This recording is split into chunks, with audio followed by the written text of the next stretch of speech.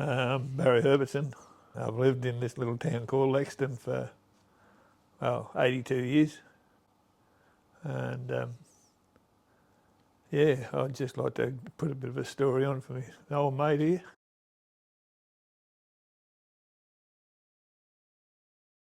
Dad had a truck, carting stock and that sort of stuff. So yeah, no, I got into, I always wanted to bloody be a, so-called farmer, whatever you like to call them. And but I sort of didn't have the finance to get going for a start, and it costs a fair bit of money to get into farming now. Like, every sheep's worth a couple $100. So yeah, anyway, I managed to get there with the help of a lot of people.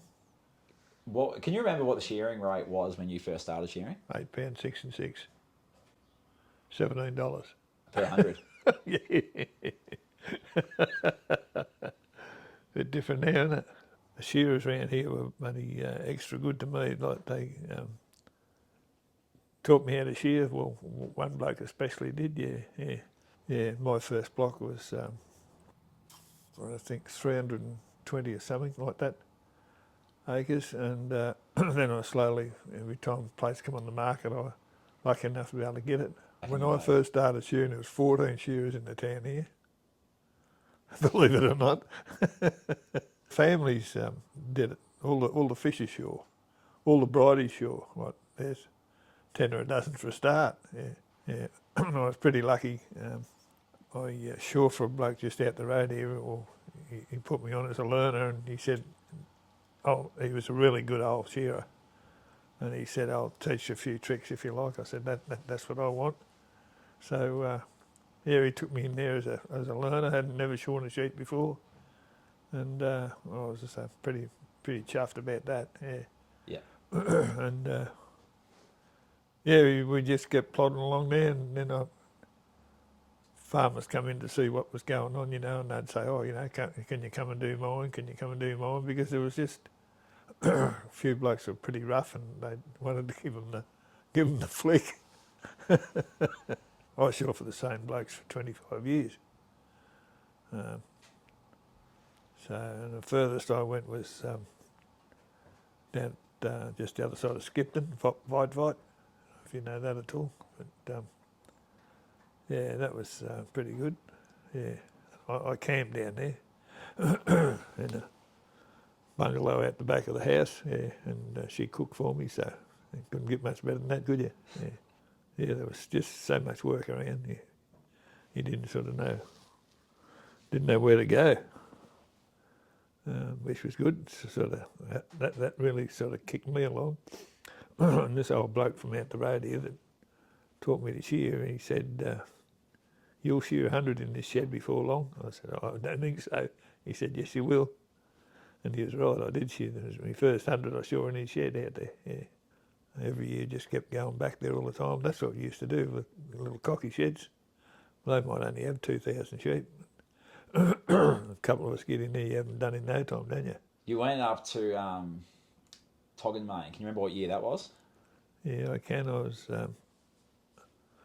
was 18, so 17 when I first went up there, but I went up there as a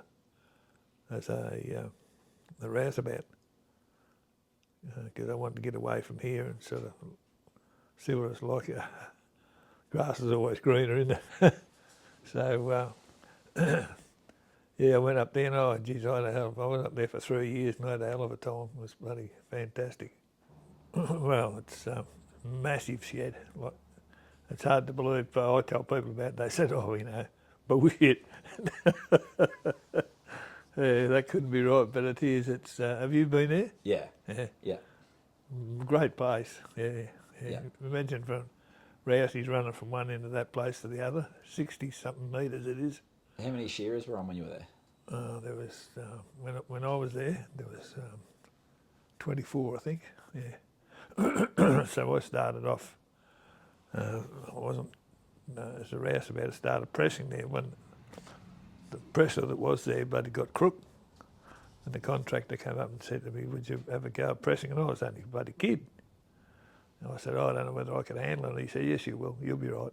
So Yeah, I pressed up there for a couple of years, and then I shore for a year, yeah. We used to put a bale out in under 5 minutes on one of those presses, 2 of us. 3 of us on the 3 on the press there was, yeah. I still go and see, well, I did. He died only a few months ago. One of the blokes I used to hut mates with, Dutch fella from down Geelong. He was a great fella. I still used to go and see him occasionally down at Terang, yeah. That's the best fist fight I've ever seen in that place up there. One bloke, there were 2 blokes that were snagging one another a fair bit, and one of them just said, I can't remember what he said now, it doesn't matter. But anyway, he said, you better come outside, so out they went, and it was Jack Wallace, who was the bloke I was pressing with. I said, don't be bloody silly, Jackie, or bloody hurt you and you won't be able to bloody work. He said, you won't hurt me, mate, don't worry. Anyway, they you know where the kitchen was in the Togamane there? They started in there, out through where they did all the tucker, then outside, and bang, crash, hitting bloody hard. 2 big blokes, Jack was about 6'2" and weighed about bloody 2 tonne. But yeah, so they're all saying, get in there and stop your mate. I said, bugger me, mate, he got into the bloody thing, he can get out of himself. Oh, Jack won, he could bloody fight. Yeah, anyway. I said, once they Jack had him on the ground, bloody pumping hell out of him. I went over to him, I said, come on, mate, that'll do. You've had enough. Yeah, I suppose I have. So anyway, he came over to me, and I said, now you're serious, you've had enough. I said, look, your mate's in bloody, they just carted him past here, and 2 or 3 of them, and I said, he doesn't look too bloody good. Blood coming out of him everywhere.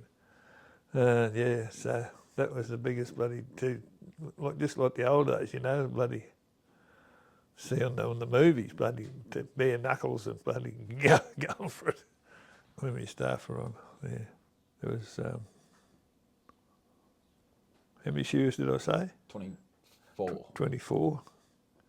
And there was 2, 4, 6, either 7 or 8 on the board, Rouseys, picker-uppers, 2 penner-uppers, yeah, 2 cooks, 3 of us down on the presses, because there was only just the one big old press. Yeah. I come back the other way, there's 2, 4, 6, 8 piece pickers. Yeah, they picked the pieces, did all the bellies and the locks. Sort of, you'd understand that, they sorted it all out. So what was it like shearing in Australia during that wide comb dispute? Not good. I was one of those red raggers that was bloody shearing when I shouldn't have been. Well, we had to have a show of tickets as soon as we got to the shed to make sure everybody had a ticket, and you'd be silly if you didn't get one, I reckon, because that's where your bread and butter was. They'd just pull the pin and shut the whole shed down if you reneged on them. So I said, yep, here's mine. They just walked along the bloody board and handed it to them, and they liked it. It was a pretty, the blokes down there bloody had rifles at the porthole. Pretty serious stuff. I kept out of their road. I couldn't see much sense in fighting over a bloody comb that's a bit wider than the others. Well, I kept away. I didn't go to the pubs, bugger it. I would have got my head belted in if I'd have walked in there. When the shearer's strike was on, and this wide comb bloody bullshit, and they used to chase me up the bloody road here, and I'd duck and dive around a few back roads, and couldn't catch me, you see. They had to catch me to bloody do something about it, so yeah. Bloody wild times. I was stupid. I said, but hang on, I said, you're going to make more bloody money. And they said, oh no, your back will bloody bugger your back up, and your bloody your arms will all bloody knock up because it's so much harder to push. I said, oh, bullshit. Yeah, anyway. So was your goal to get out of the shearing and just be a full-time farmer, or? Yep. That's what old bloke out here said. I said, he said, what's your ambition in life? I said, I want to own enough ground to bloody live on. Give shearing away. He said, all right. He said, I'll teach you how to shear. And he said, I don't want you bloody walking into the pub every night, bloody getting on the piss, and like a lot of them do. I said, that won't happen, because I'm not a really big drinker. So yeah, he did. He helped me a lot. He could shear the old bastard. Like, he was all crippled up when he was talking to me, and he could still get it off him. Yeah. So you were shearing during the week, driving trucks and running the farm? Yep. Crazy, isn't it? Oh, I slowly went into it. See, I just bought, well, the first block I bought was only a couple hundred acres, and then I slowly built on it, yeah. Which was pretty exciting for me, because that's what I wanted to do, and yeah. What were you carting when you were driving trucks? Oh, general freight, whatever you put on the truck, yeah. Oh, in Melbourne and the other side of Melbourne and Adelaide a fair bit, yeah. I prefer the shearing, yeah. More money. But, you know, Steppy was bloody good to me. I had work there whenever I wanted it, you know, yeah. Yeah, we were up in Sydney, up there, and I'd load it up and ready to bloody go, and the bloke said, are you going to drive down to Melbourne? I said, yeah, I hope to. He said, you better take one of these. Put his hand in his pocket and brought out the little white pill, and I said, what do I do with it? Cut in half? He said, no, take the whole bloody lot, it'll be right, won't hurt you. But he said, it'll keep you awake, bit of insurance. Righto.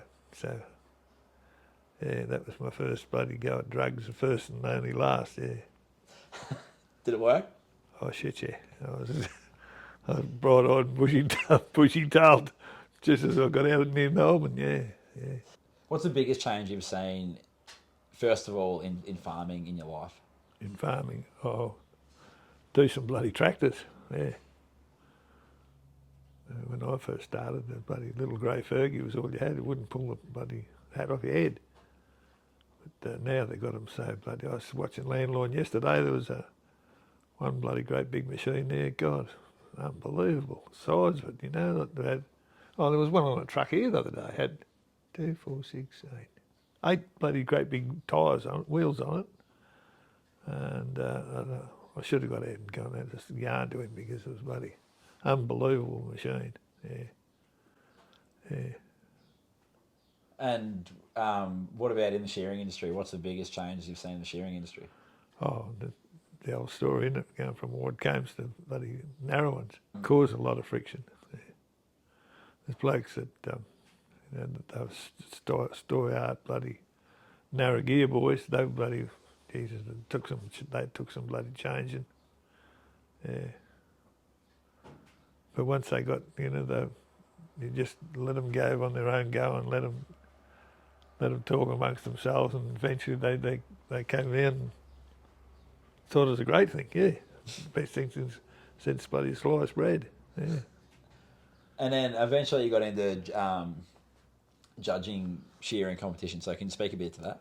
Bendigo, I was up there looking at the bloody sheep and shearers and that, and bloke come over and said, would you be interested in having a go at judging? I said, oh, I've never done it. He said, doesn't matter, I'm asking if you'd have a go. I said, yeah, I'll have a go at it. So I judged them all the same.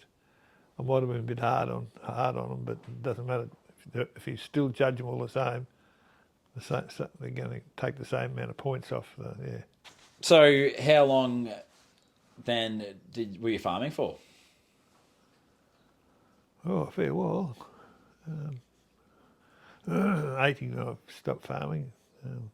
Yeah, about 40 years. Yeah. Yeah, I was classing all the wool then too. Yeah. Yeah. So you were still classing wool at 81. Yeah. I just loved it. Yeah. No, I think I'd do everything exactly the same as I've done. Yeah. As far as work goes, yeah, I just love bloody shearing. Yeah. No, very good, mate. Well, we'll leave it at that, I reckon. All right. Thank you very much.